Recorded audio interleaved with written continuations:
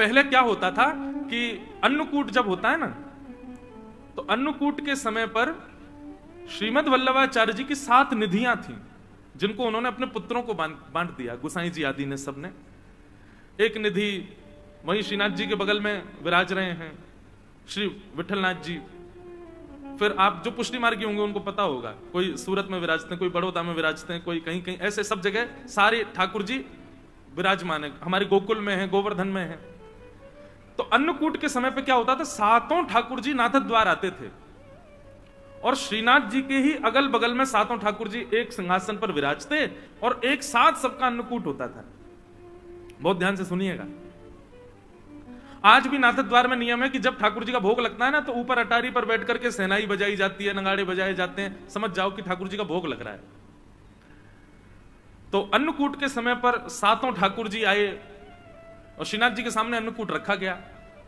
बढ़िया प्रेम से ठाकुर जी ने आरोगा, आरोगने के बाद अन्नकूट आदि सब समेट दिया। 7 निधि अपने अपने स्थान को चले गए।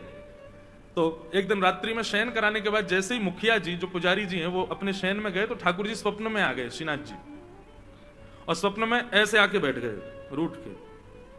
तो गुसाई जी बोले, मुखिया जी बोले, जय जय, कहां भयो, आप उदास लग रहे हो, तो कमी रह गई, कल तो अन्नकूट पायो आपने, चकाचक भोजन किया है, अब तो आनंद आ रहा होगा। श्रीनाथ जी बोले, मेरो पेट ना भरो, यही मारे तुम्हें दुखी है रहूं। बोले क्यों, पेट क्यों ना भरो? बोले अब इतनी सारी सामग्री सामने रखी, लेकिन वो 7 मेरे बगल में बैठे, एक यहां बैठो एक वहां बैठो, सबरे इतने सारे बैठे, मुझको तो खावे में संकोच आ रहा, मैं खा रहा हूं तो मुझको यूं लग रही, यूं सोच रहा हूं कैसे खा रहा है, कैसे भर भर के खा रहा है, या हमारे में तो आराम। अब जैसे आप भोजन करो, निश्चित है रेस्टोरेंट में जब जाते हैं भोजन करने तब की स्थिति और घर में जब करते हैं तब की स्थिति अलग होती है। कई लोग होते हैं बाहर जाएंगे तो चम्मच लेंगे, जे लेंगे और बड़े ऐसे खाएंगे जैसे कितने साफ सुथरे हैं, और घर में जब आ जाते हैं तो बनाए महाराज चावल के पहाड़, बीच में कर दिया गड्ढा, उसी में सब्जी, उसी में दाल, उसी में पापड़, उसी में दही। एक हमारे साथ एक पंडित जी हैं, वो विचित्र हैं, वो चावल में दाल डालते हैं, फिर घी डालते हैं, फिर चीनी डालते हैं। दाल चीनी, घी चीनी डाल के कौन खाता भाई, हैं विशिष्ट ऐसे ऐसे पंडित जी हमारे। तो जब आप सहजता में प्रेम से खा रहे होते हो तब आप ये विचार नहीं करते कहां गिर रहा है, कहां कैसे, आप बस पाते हो प्रेम से। लेकिन 4 लोग बैठे हो तो निश्चित है कि आपका मन भी होगा तो आपको नहीं नहीं बस ठीक है इतना ही रहने दो। ठाकुर जी बोले, मेरो पेट ही ना भरो, मुंह क्यों लग रही, जन कहा सोचेंगे सबरे अगल बगल में बैठे। बोले कैसे भर भर खा रहा है। श्रीनाथ जी से कही, बोले आज्ञा करो जय जय, फिर कहा करूं। बोले एक काम करो, मेरो एक और अन्नकूट करो, और अब की बार कोई को बताइयो मत, एक गुपचुप अन्नकूट करो। और सुनो, ये जो तुम अटारी पे नगाड़े वारे बैठा दे, कहो सबरी पूरी दुनिया पता चल जाए कि मैं भोजन कर रहा हूं, इनको भी अंदर कमरा में बैठा दो, कोई को पता नहीं चलना चाहिए मेरा अन्नकूट है रो। तो इसलिए नाथ द्वार में आज भी 2 बार अन्नकूट होता है। एक बार तो पूरे विश्व को पता रहता है कि ठाकुर जी का अन्नकूट हो रहा है, और एक बार पड़ोसियों को भी नहीं पता होता और श्रीनाथ जी का अन्नकूट हो जाता है। तो उस अन्नकूट का भाव क्या, बोले ठाकुर जी प्रेम से पाते हैं अकेले बैठ करके। इसलिए भैया पर्दा किया करो, ठाकुर जी को अपनी प्राइवेसी चाहिए, उनको अच्छा लगता है।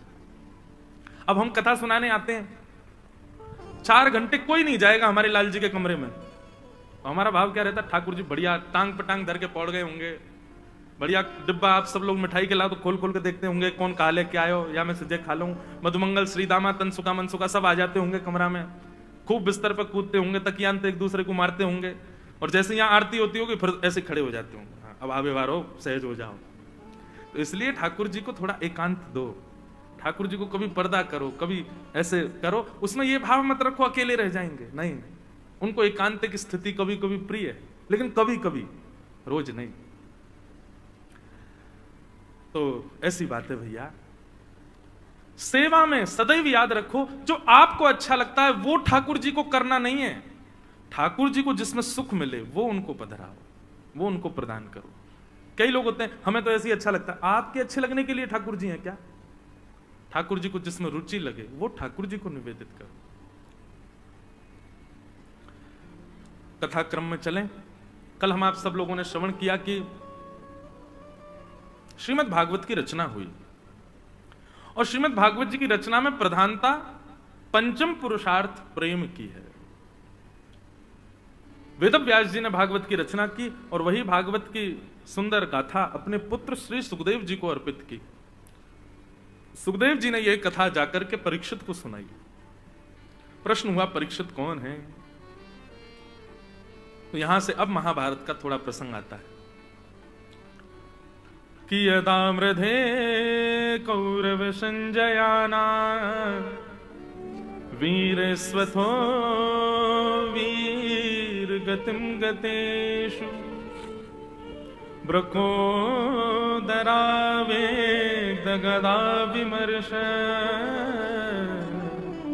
भृगनो रुदंडे धृतराष्ट्रपुत्रे। महाभारत का युद्ध अपने, बिल्कुल आप लोग सावधानी से सुनिएगा, अपनी अंतिम स्थिति में चल रहा था। दुर्योधन और भीम के बीच में युद्ध चल रहा था। तभी भीम ने दुर्योधन को मारने के लिए अपनी गदा का प्रहार उसकी जंघा पर किया।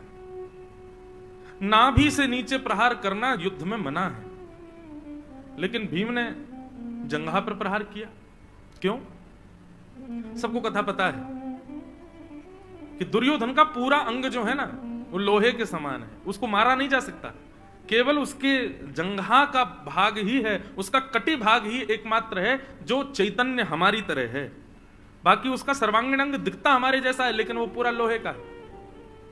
क्योंकि गांधारी ने अपने संपूर्ण जीवन के नेत्रों की ऊर्जा अपने पुत्र को देखने के लिए निर्वस्त्र अवस्था में देख लिया था, लेकिन भगवान ने आकर के ऐसी युक्ति की कि दुर्योधन से कहा, अरे निर्वस्त्र जाओगे मां के सामने, कम से कम एक कौपीन तो धारण कर लो। तो केले का पत्ता आगे लगा लिया। जैसे गांधारी ने नेत्र खोल करके देखा, संपूर्ण अंग लोहे का हो गया, लेकिन उसकी जंघा का भाग जो है वो रह गया। गांधारी ने डांटा, बोले ये तू केले का पत्ता लपेट के क्यों आया? बोले मां आपके सामने निर्वस्त्र थोड़ी आऊंगा। वही दुर्योधन के वध का कारण बना। भीम ने अपनी गदा का प्रहार दुर्योधन की जंघा पर किया और जंघा टूटते ही दुर्योधन गिर पड़ा। महाभारत का युद्ध पांडव जीत गए। पांडव अपने विजय का आनंद कर रहे थे। भगवान ने संपूर्ण पांडवों को उत्सव मनाने के लिए कहा कि कल उत्सव मनाएंगे, अभी रात्रि विश्राम करो। लेकिन तभी अर्धरात्रि में दुर्योधन ने गुरुपुत्र अश्वत्थामा को भेज दिया, जाओ सोते हुए पांचों पांडवों को मार दो। यदि हम हस्तिनापुर की गद्दी पर नहीं बैठेंगे तो ये भी नहीं बैठेंगे। सोते हुए पांडवों को मारने के लिए अश्वत्थामा आया, परंतु भगवान पांचों पांडवों को लेकर के कहीं अन्य स्थान पर चले गए और अश्वत्थामा ने द्रौपदी के सोते हुए 5 बालकों को मार दिया। अंधेरे के कारण उसको पता नहीं चला, 5 बालकों को मार दिया और पूरे पांडवों के समाज में उत्सव की जगह मातम बनने लगा।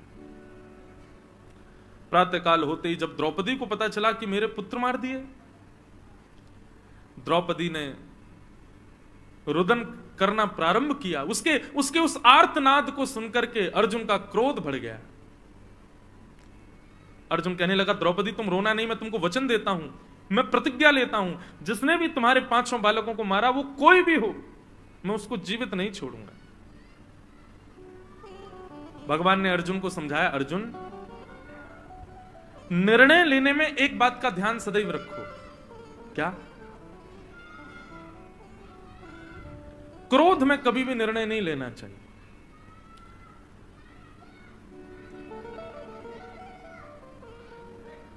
सब लोग सावधानी से सुनो, इधर देखो, क्या बता रहा था मैं? क्रोध में खेल रहे हैं क्या बच्चे? वाह भैया। तो मैं ये कह रहा था, क्रोध में निर्णय नहीं। जो लोग कहते हैं महाराज जी क्रोध कम करना चाहते हैं, क्या करें, क्रोध कैसे कम होगा? 2 उपाय हैं। पहला, जैसे ही क्रोध आए मौन हो जाओ। भाई थोड़ा तो कुछ करना पड़ेगा। अब आप चाह रहे हो कि कोई जड़ी बूटी मिल जाए उससे क्रोध कम हो जाए, तो ऐसे तो होगा नहीं। थोड़ी प्रक्रिया तो आपको करनी पड़ेगी। तो जब क्रोध आए तब मौन हो जाओ, बोलो नहीं। क्योंकि क्रोध का सबसे पहला प्रभाव, दुष्प्रभाव आपकी जीभ पर होता है। और उस समय आप ऐसी भाषा का भी प्रयोग कर देते हैं जो आपने कभी नहीं बोली है। देखो, या तो जीवन में सत्संग इतना होना चाहिए कि क्रोध भी आए तो आपकी भाषा डगमगाए ना, लेकिन इतना सत्संग जीवन में नहीं है, इतना हमने अभी सत्संग किया नहीं है, तो क्रोध आने पर अपनी जीव को शांत कर लो, बस मौन हो जाओ, कैसे भी करके टेप लगा लो, मुट्ठियां बांध लो, बोले बोलना नहीं है कुछ भी, बस। दूसरी बात, क्रोध में कुछ भी हो जाए पर कभी भी कोई निर्णय मत लीजिए, क्योंकि क्रोध के समय पर आपका सर्वांगीण अंग, आपके समस्त विचार, आपकी हर स्थिति तामसिक हो जाती है, और तामसिक स्थिति में जब आप निर्णय लेते हैं तो वो आपका कभी कल्याण नहीं करेगी। आज तक भी कई लोग पछताते हैं कि हमने उस समय ऐसा निर्णय क्यों लिया, क्रोध के कारण हमने ऐसा क्यों बोला, वो क्षमा मांगते हैं, बाद में बोध होता है उनको कि हम गलत थे। इसलिए क्रोध में भैया ये दो काम कर लो, एक तो मौन हो जाओ, दूसरी बात कोई निर्णय मत लीजिए। निर्णय तभी लीजिए जब आपका क्रोध शांत हो जाए। क्रोध कैसा होना चाहिए, मैं अपनी कथाओं में कहा करता हूं, जल के जैसा।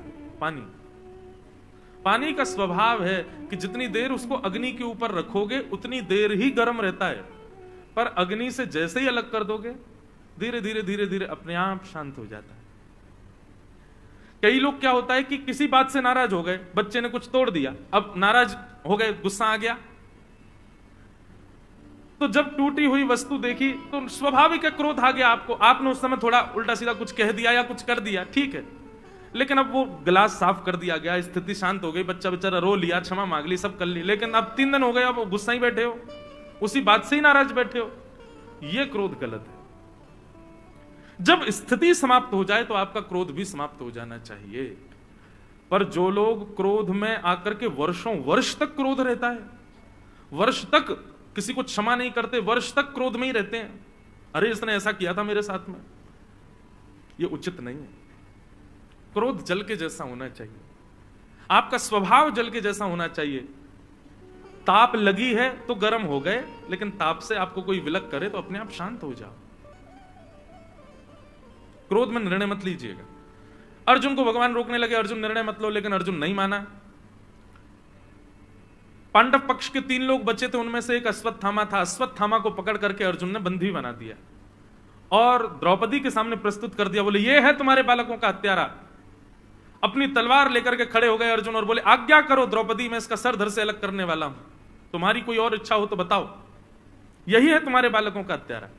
जैसे ही द्रौपदी ने अश्वत्थामा को देखा, द्रौपदी ने अर्जुन के आगे हाथ जोड़ लिए, बोले अर्जुन इसको मत मारो।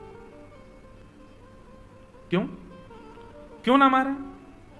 कि उवाच चास हन्तस्य वंधनानयनम सतम मुच्यतामेष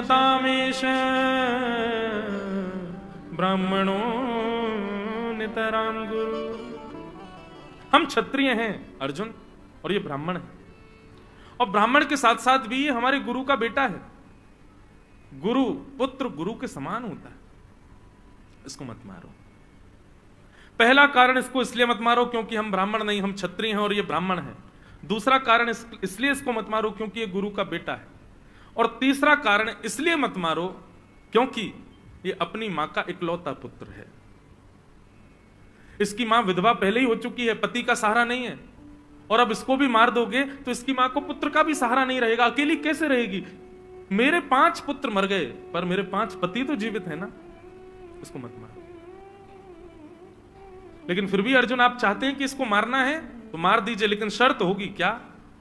इसको मारते ही मुझे मेरे 5 बालक जीवित चाहिए। ऐसा हो पाएगा?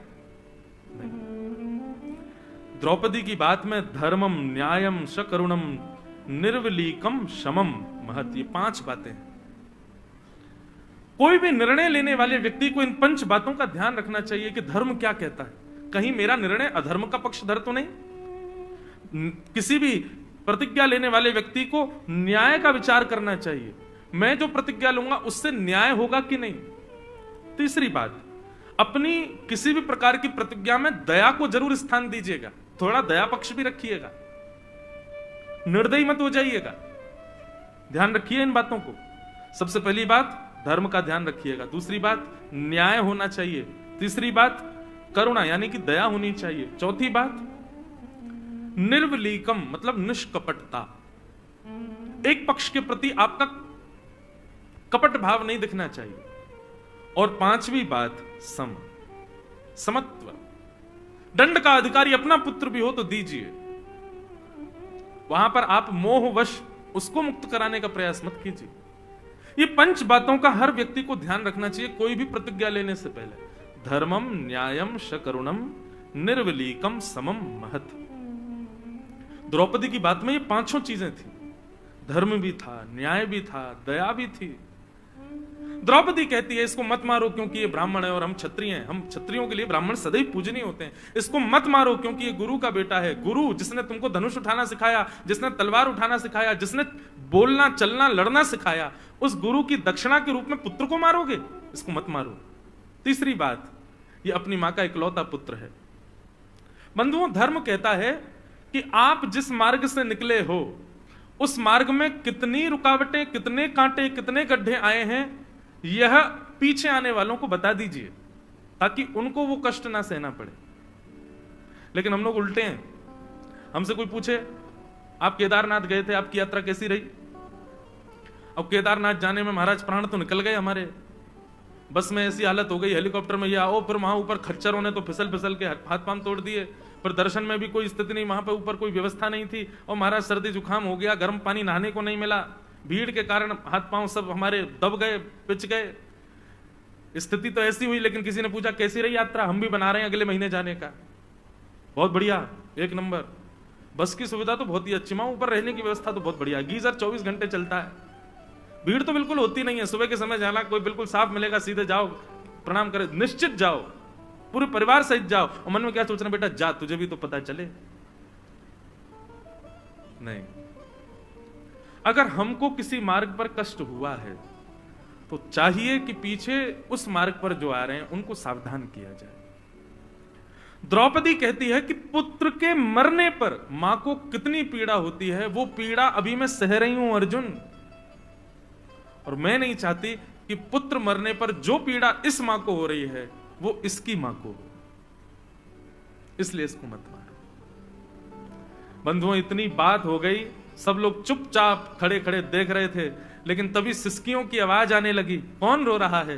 दूर खंभ से सिर टेके हमारे द्वारिकाधीश के नेत्र सजल हो गए। और आसपास खड़े लोगों से ठाकुर जी कहने लगे, मेरी बहन है ये बहुत बड़ी बात है। अरे मां का इतना ममत्व होता है अपने पुत्र से, इतना ज्यादा ममत्व होता है, वो डराती है अपने पुत्र को, रुक जा तेरे पिताजी को आने तो बताऊंगी उनको मैं, ऐसे करता है ये। लेकिन पिताजी जब आ जाते हैं तो पिताजी को बता भी देगी, लेकिन पिता जैसे डांटने लगे तो तक ठीक है, लेकिन पिता कहीं हाथ उठाने लग जाए तो मां आगे आ जाती, नहीं मारोगे नहीं, सुना कितना भी लो, मारने का अधिकार मेरा है, बस इसको पीटना है, मारना है, घूसे देने, जो करना मैं करूंगी, वो मेरे अलावा कोई ना करे। स्कूल पढ़ाने के लिए बच्चे को लेके जाती है, टीचर को बुलाती है, ये कितना भी अपराध करे, कितना भी गलत करे, आप इसकी डायरी में लिख के भेज देना, मुझे फोन कर देना, इसको डांट देना, पर इसको मारना नहीं। ये मां का ममत्व होता है अपने पुत्र के प्रति। उस मां के निर्दोष 5 बालक मार दिए गए, और वो मां हत्यारे को सामने देख करके कह रही है कि इसको छोड़ दो। ये बहुत बड़ी बात है, ये सामान्य बात नहीं, ये साधारण बात नहीं है बंधु। ठाकुर जी इतने प्रसन्न हो गए द्रौपदी से, इतने प्रसन्न हो गए। बंधुओं, एक बात याद रखना, आपके घर में अनुकूलता है तब आप कुछ अच्छा करो, ठाकुर जी उससे प्रसन्न नहीं होते। प्रतिकूल स्थिति आवे और उसमें भी आप अपना धैर्य ना खो, तब ठाकुर जी प्रसन्न होते हैं। अनुकूल स्थिति में तो सब धैर्यवान हो जाते हैं, प्रतिकूल स्थिति में होके दिखाओ। आप जिस मंजर में नहीं रह सकते उसमें भी अपने आप को शांत रख करके दिखाओ अपने आप का। अब एक कथा है तो हंसी की, पर एक बात है, वृंदावन में एक संत ने मौन व्रत धारण करने का नियम ले लिया, मैं मौन रहूंगा। कब तक मौन रहोगे? बोले 14 वर्ष तक मौन रहूंगा। 12 वर्ष उनके मौन में निकल चुके थे, लेकिन वो महात्मा क्या करते थे? मौन थे पर हाथ में डायरी पेन लेके चलते थे, और उनको जिसको कुछ कहना होता था लिख करके उसको दे देते थे। किसी को गाली भी देनी होती थी लिख के दे देते थे। ऐसा मौन था उनका। अब संतों में भी आपस में एक दूसरे से आनंद तो लेते ही हैं। एक बार वो महात्मा किसी पंगत में बैठे थे भोजन करने, उनको गुलाब जामुन बड़ा प्रिय था। तो गुलाब जामुन वाले से दूसरे संत ने जाके कहते, बोले सुन, सबको गुलाब जामुन देना, वो मौनी बाबा बैठे उनको मत दियो। बोले वो तो गुलाब जामुन के बड़े प्रेमी है, 4 पहले ही रखवा लेते हैं। बोले इसीलिए तो कह रहे हैं उनको मत दियो, बोल वो पाएंगे नहीं, तू देना नहीं उनको। अब लेकर के गुलाब जामुन भोग, गुलाब जामुन प्रसाद सबको देते देते जैसे बाबा के पास गए, बाबा तो उसी की प्रतीक्षा कर रहे थे। अच्छा बाबा नहीं चाहिए, आगे चले गए। बाबा तो मौन, कुछ कह तो सकते नहीं। देखने लगे उसको, बोले चला गया, दिख नहीं गया। घूम करके बेचारा पूरी पंगत में फिर से जैसे ही आया, तो बाबा ने पूड़ी भी नहीं खाई, अभी ऐसे ही बैठे थे तान के, बोले अब के दे के जाएगा। जैसे ही आया, बाबा गुलाब जामुन, अच्छा अभी ये नहीं खाया, इसके बाद पाओगे, ठीक है बाबा ठीक है, आगे चले गए। 3-4 बार उस व्यक्ति ने गुलाब जामुन दिखा करके भी नहीं दिया। 5वीं बार जब वो आए तो बाबा क्रोध में तिल मिला रहे थे, बोल सकते नहीं कुछ भी, और बाकी के महात्मा आनंद ले रहे थे, बोले अब आएगा आनंद। जैसे ही गुलाब जामुन लेके आया तो बाबा उसका हाथ पकड़ दिया, अच्छा बाबा ठीक है, अभी थोड़ी देर में लेके आऊं। आगे जैसे निकला, बाबा खड़े हो गए, बोले इधर दे रहा उधर दे रहा, बीच में क्यों नहीं रख रहा, यहां क्यों नहीं दे रहा मेरी पत्तल पर। सब बोले बाबा मौन। बाबा बोले राम राम राम राम, हो गया कल्याण हमारा, 14 वर्ष का मौन 12 वर्ष में टूट टाट गया।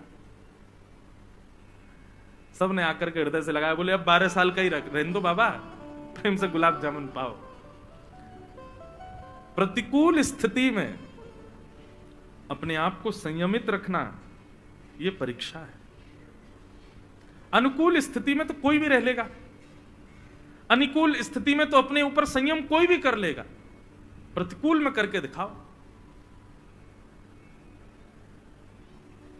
जब दूसरों पे आती है तो सब उपदेश देने पहुंच जाते हैं, ऐसा करो अरे राम राम, ऐसा नहीं तुमको ऐसा करना था, ऐसा नहीं तुमको ऐसा करना था, ओहो तुमने ये गलती कर दी इसीलिए ऐसा हुआ है। लेकिन जब वही घटना खुद के ऊपर आ जाती है तो सब भूल जाते हैं, हम लोग निकल जाते हैं सब बाहर, कुछ नहीं कर पाते। लेकिन द्रौपदी की कितनी श्रेष्ठ बात, अपने बालकों के हत्यारे के लिए भी वहां पर वो धर्म का विचार कर रही है, न्याय का विचार कर रही है, करुणा का विचार कर रही है, समता का विचार कर रही है, निष्कपटता का विचार कर रही है, एक मां की पीड़ा का विचार कर रही है, उसके ब्राह्मणत्व का विचार कर रही है, वो गुरु का बेटा है इस बात का विचार कर रही है। कोई रीझा हो चाहे ना रीझा हो, पर श्याम सुंदर रीझ गए द्रौपदी से। क्रिया सदैव ऐसी करो जिससे ठाकुर जी प्रसन्न हो। हम लोगों की ऐसी कभी कभी ओछी हरकतें हो जाती हैं कि केवल 4 लोगों को खुश करने के लिए हम वो काम कर देते हैं। नहीं, क्रिया सदैव ऐसी करो जिससे श्याम सुंदर प्रसन्न हो। द्रौपदी पर भगवान रीझ गए। अर्जुन ने भगवान से पूछा, भगवान आप ही बताओ मैं क्या करूं। भगवान बोले, ब्रह्म बंधुर न हंतव्य आतताई बधारहण। अर्जुन, ब्राह्मण कैसा भी क्यों ना हो उसको मारना नहीं चाहिए, परंतु बालकों का हत्यारा कोई भी क्यों ना हो उसको छोड़ना नहीं चाहिए। अश्वत्थामा ब्राह्मण है इसलिए इसको मारना नहीं है, अश्वत्थामा छोटे बालकों का हत्यारा है इसलिए इसको छोड़ना भी नहीं। अर्जुन समझ गए मुझे क्या करना है, मतलब मृत्यु दंड से भी कोई बड़ा दंड इसको देना है। और बंधुओं आज आप स्पष्ट सुन लीजिएगा, मृत्यु दंड से भी एक बड़ा दंड होता है। क्या? प्रतिष्ठित व्यक्ति का भरे समाज में अपमान। ये मृत्यु दंड से भी बड़ा दंड है। और एक और बात कहें, बहुत सम्मान की इच्छा रखने वाले व्यक्ति के लिए मृत्यु दंड से भी बड़ा है दंड उसका अपमान हो जाना। और ऐसा व्यक्ति जब तक मरता नहीं तब तक अपने अपमान की अग्नि में जलता रहता है। मृत्यु को प्राप्त करने वाला व्यक्ति 5-6 घंटे में फिर भी चिता में जल जाता है, परंतु अपमान के अग्नि में जलने वाला व्यक्ति जीवन पर्यंत जलता रहता है। भगवान ने कहा, ये गुरुपुत्र है, इसको बहुत सम्मान मिला है, इसकी सब रेस्पेक्ट बहुत करते हैं। आज वही समाज इसके सामने खड़ा है जो इसका सम्मान करता है, सबके सामने इसका अपमान करो, यही इसका दंड है। आधी मूंछ, आधी दाढ़ी और आधे केश मूड़ करके अर्जुन ने उसकी ब्रह्म तेज की मणि को निकाल करके धक्के देकर के सभा से बाहर कर दिया। बोले यही उचित दंड है इसके लिए। अश्वत्थामा, अपमान हो गया अश्वत्थामा का। भगवान अब कहने लगे, भैया आप सब लोग अब अपने हस्तिनापुर की गद्दी संभालो, सब लोग व्यवस्थित हो जाओ, मैं द्वारिका जा रहा हूं। जैसे ठाकुर जी द्वारिका के लिए प्रस्थान करने लगे, इतने में ही बंधुओं अश्वत्थामा ने अर्जुन की पुत्र वधू उत्तरा के गर्भस्थ शिशु को मारने के लिए ब्रह्मास्त्र छोड़ दिया। आकाश में ब्रह्मास्त्र देख करके उत्तरा दौड़ी दौड़ी भगवान के रथ के पास गई। भगवान द्वारिका को जा रहे थे कि पाहि पाहि महायोगिन देव देव जगतपते नान्यम तद्भयम पश्ये यत्र मृत्यु परस्परम। त्राहि माम द्वारिकाधीश, मेरी रक्षा करो। भगवान ने तुरंत अपना रथ रोका, उतर करके आए, देखा उत्तरा दौड़ी दौड़ी आ रही है। उत्तरा को तुरंत भगवान ने पूछा, क्या बात है उत्तरा, क्यों रो रही हो? उत्तरा ने कहा, देखिए ना भगवान, अश्वत्थामा ने ब्रह्मास्त्र छोड़ दिया आकाश में मेरे गर्व को मारने के लिए। मेरा गर्व भले ही, मुझे भले ही कुछ भी हो जाए, मेरे गर्व को बचा लो भगवान। मेरे पति को इन लोगों ने पहले ही चक्रव्यूह में फंसा करके मार दिया, कम से कम मैं अपने बालक को जन्म दूं, यह श्रेष्ठता तो मुझे प्राप्त हो। भगवान आप मेरी रक्षा करो। सबके मध्य आकर के उत्तरा ने जब भगवान से प्रार्थना की, ठाकुर जी एक रूप से तो बाहर खड़े थे, अदृश्य रूप से उत्तरा के गर्भ में प्रवेश करके भगवान ने उसके गर्भस्थ शिशु की रक्षा की। आकाश में देखते ही देखते ब्रह्मास्त्र नष्ट हो गया और किसी को पता नहीं चला कि यह ब्रह्मास्त्र नष्ट हुआ कैसे। सब लोग आश्चर्य करने लगे, बोले कुछ तो हुआ तो है नहीं। ठाकुर जी बाहर खड़े हैं, पांचों पांडव अपने स्थान पर खड़े हैं, उत्तरा आकर के भगवान से प्रार्थना कर रही है और केवल इतनी देर में ब्रह्मास्त्र नष्ट हो गया। इस ब्रह्मास्त्र को नष्ट किया किसने? कोई नहीं पहचान पाया। लेकिन बंधुओं, कितनी अच्छी बात, ब्रह्मास्त्र जैसे ही नष्ट हुआ, आकाश की ओर सब लोग आश्चर्यचकित होकर देख रहे थे, कैसे नष्ट हुआ ब्रह्मास्त्र। ठाकुर जी ताली बजाने लगे, बोले जय हो जय हो जय हो। सब बोले क्या हुआ भगवान? बोले उत्तरा के भजन के प्रताप ने, उत्तरा के पातिव्रत धर्म ने, उत्तरा की धर्म नैष्ठिकता ने देखो ब्रह्मास्त्र को आकाश में नष्ट कर दिया। समझ में आई बात? नष्ट तो ठाकुर जी ने किया, लेकिन श्रेय पूरा उत्तरा को दे दिया। उत्तरा ने किया, उत्तरा के भजन बल ने किया। आप जाते हो मंदिर में जाकर के सोने का छत्र चढ़ा करके आए, पूरा मंदिर ताली बजाता, वाह वाह वाह भैया देखो इन्होंने सोने का छत्र चढ़ाया। ठाकुर जी मंद मंद मुस्काते हैं, क्यों? बोले बल तो हमने ही दिया, हमने ही योग्यता प्रकट करी, हमने ही ऐसी व्यवस्था करी कि ये सब छत्र आदि जो भी इसने चढ़ाया या जो भी सेवा इसने की वो ये कर पाया, पर श्रेय सारा इसी को ही मिल गया। ये ठाकुर जी का स्वभाव है बंधु। अब यहां की बात नहीं, पर कहीं भी कोई कथा कराए, बहुत बड़ी कथा हो, दसों हजार लोग आ रहे हैं कथा में, सबका भोजन प्रसाद आदि, तो कई जगह क्या होता है, यजमान लोग आते हैं, महाराज जी कोई अब व्यवस्था तो नहीं मिलेगी। नहीं, आपको पता है महाराज जी 20,000 लोग रोज भोजन कर रहे हैं, सबके लिए एक टांग पर खड़े होकर सबकी व्यवस्था देख रहा हूं। हम मंद मंद मुस्कुराते, मैंने अच्छा जी। आप देख रहे हैं महाराज जी, एक भी श्रोता को कोई दिक्कत नहीं होती, बीच में पानी घूमता है सबके लिए, जल पियो सबके लिए। मैंने देखो क्या बढ़िया एसी लगवाए हैं पूरे पंडाल में। होता है कई जगह लोग बाग ऐसा बताते हैं बहुत। तब मुझे यही प्रसंग याद आता है, करता तो सब ठाकुर जी हैं, पर ठाकुर जी का स्वभाव कैसा है, क्रेडिट हमको ही दे देते हैं कि तुमने किया, पर हमारी सामर्थ्य कुछ नहीं है। और इसका सीधा प्रमाण है हमारे बर्बरीक जी, श्री खाटू श्याम जी। उनसे जब पूछा गया कि महाभारत युद्ध का सबसे श्रेष्ठ योद्धा कौन था, युधिष्ठिर अपने धनुष को देखने लगा, मेरा नाम लेंगे? अर्जुन बोला गांडीव धनुषधारी तो मैं ही हूं, मेरा नाम लिया जाएगा। सब लोग अपनी अपनी छाती चौड़ा रहे थे, लेकिन बर्बरीक जी के नेत्रों में आंसू आ गए। बोले महाभारत युद्ध का सबसे श्रेष्ठ योद्धा कोई था तो योगेश्वर कृष्ण। युधिष्ठिर आदि बोले हैं ये कन्हैया? बोले हाँ। अरे आप भूल गए लगते हैं, इन्होंने तो शस्त्र भी नहीं उठाया पूरे युद्ध में। बोले इसीलिए तो आप सब योद्धाओं को तो शस्त्र की भी आवश्यकता है, पर ये बिना शस्त्र के ही सबको मार रहे थे। और वास्तविकता में पूछो अर्जुन, तो जितनों को तुमने मारा वो सब मरे मराए थे पहले से ही। ठाकुर जी ने जिस दिन सोच लिया कि इसकी मृत्यु होने, उसी दिन मर गया, केवल छोड़ रखा कि अर्जुन बाण मारेगा तो श्रेय अर्जुन को मिलेगा।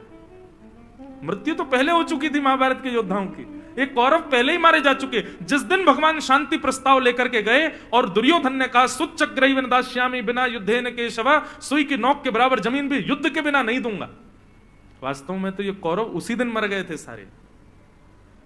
ठाकुर जी सोच लें इसको मारने के लिए कुछ क्रिया करने की आवश्यकता है नहीं, वो सोच भर लें फिर तो मृत्यु निश्चित है। अर्जुन, भगवान ने तो उसी दिन सोच लिया था कि अब सर्वनाश होगा इनका, और सर्वनाश ठाकुर जी सोच लें, उसके बाद करने की आवश्यकता नहीं, हो ही गया। लेकिन ये करता छोड़ा था तुम्हारे लिए ताकि श्रेय तुमको मिले। ये सब मरे मराए लाशों को तुमने बाण मारे हैं, ये मर तो पहले ही गए थे। इसलिए भैया आप कुछ भी नहीं करते हो, जो अपना भजन भी गिनते हैं ना, हम इतनी माला करते हैं, हम इतना नाम जप करते हैं, इतने घंटे बैठ के ठाकुर जी की सेवा करते हैं, यह भी आपके बस की बात नहीं। ठाकुर जी जरा से रूठ जाएं, आप 1 मिनट नहीं बैठ पाओगे उनके सामने। आप जो कुछ भी कर रहे हो सब ठाकुर जी की कृपा है, उन्हीं की ही कृपा है।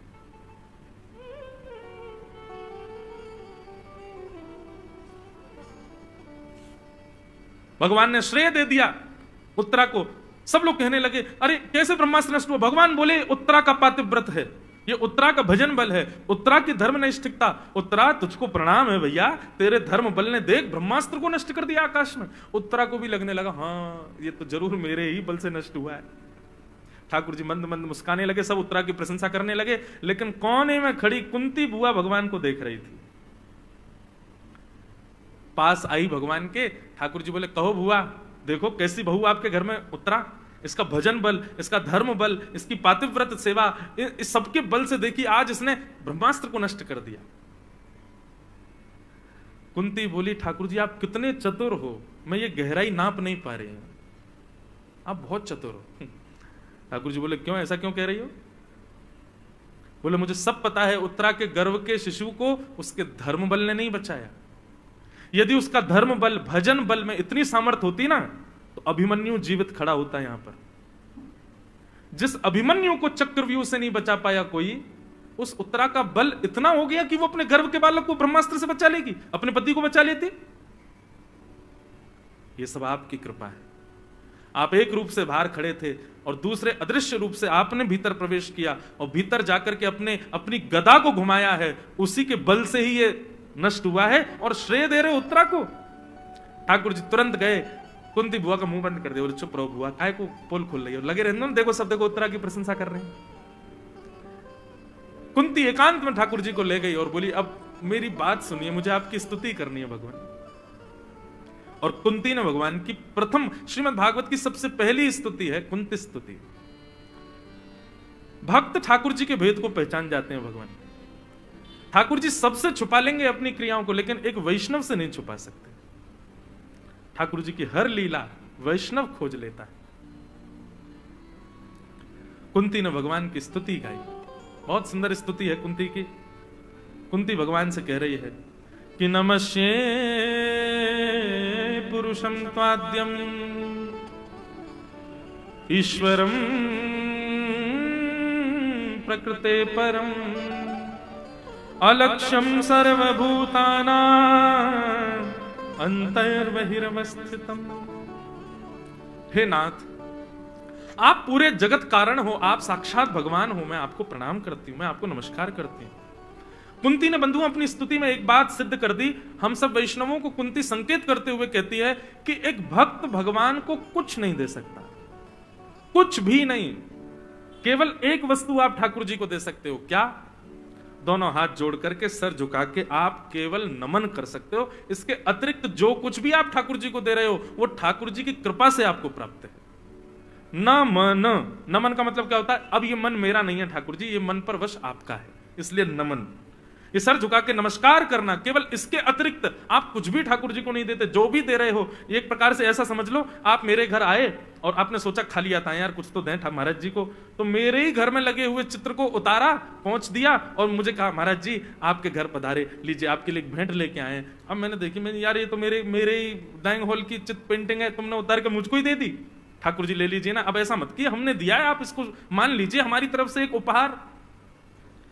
यही होता है हमारे और आपके साथ जब हम मंदिर में जाते हैं, प्रसाद चढ़ाएं, फूल चढ़ाएं, पुष्प चढ़ाएं। और सबसे बड़ी बात, ये जो लोग 2000 की नोट निकाल के ऐसे घुमाते ठाकुर जी के आगे यूं और यूं घुमा के जब चढ़ा देते हैं तो ठाकुर जी कहते हैं देख बगल में लक्ष्मी खड़ी है मेरे, धन की अधिष्ठात्री, मैंने कृपा करके इसको दिया, मैंने ही कृपा करके इसको इतना बल दिया कि ये पुष्प ला सके। ये पुष्प भी मेरी ही कृपा से प्रकट हुए बगीचे में। ये पुष्प को बनाने वाले मालिक के ऊपर भी मेरी कृपा है।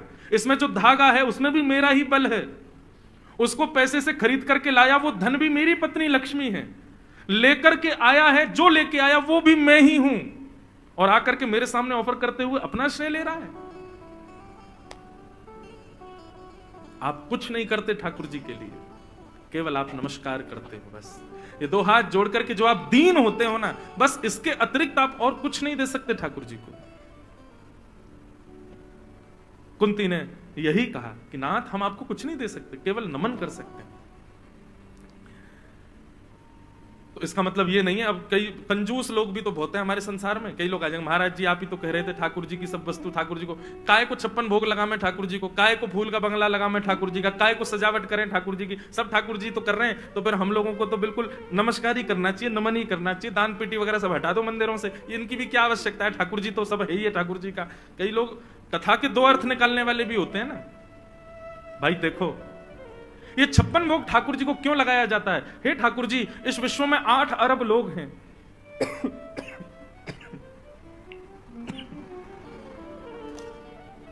ध्यान से सुनिए। हे ठाकुर जी, इस विश्व में 8 अरब से भी ज्यादा लोग हैं, और 8 अरब से भी ज्यादा तो मानव हैं। उसके अलावा चींटी कितनी, पशु पक्षी कितने, जल के जंतु कितने आदि, और ये सब कितनी मात्रा में है कुछ पता थोड़ी है। परंतु भगवान, ये सारा विश्व आपके गर्भ में रहता है। हम आपको 56 भोग लगा करके ये निवेदित करते हैं, भगवान आप पूरे हमारे 56 भोग को स्वीकार करो। ये 56 भोग आपके जब गर्भ में जाए, पूरा विश्व का कोई भी व्यक्ति भूखा ना रहे। आप